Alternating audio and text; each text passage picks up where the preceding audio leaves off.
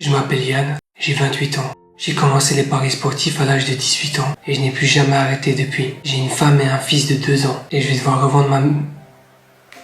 Si seulement Francfort n'avait pas perdu ce soir-là, j'en serais jamais arrivé là et j'aurais pu me refaire. Et aujourd'hui, je vais devoir revendre ma maison.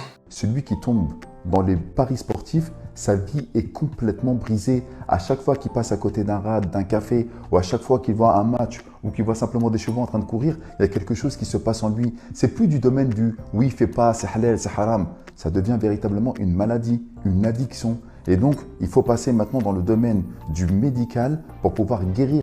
On retrouve des personnes à 55 ans, 60 ans, dans ces cafés-là. Mais qu'est-ce qu'il fait tout le temps là? À un moment ou à un autre, il était jeune, comme la plupart des jeunes, et il ne savait pas que dans le premier ticket qu'il a acheté, qu'il allait rester 30 ans, 40 ans après, à avoir dépensé des centaines de milliers, pour ne pas dire plus. Donc, on sait quand on tombe dans cette addiction, mais on ne sait jamais quand on en sort.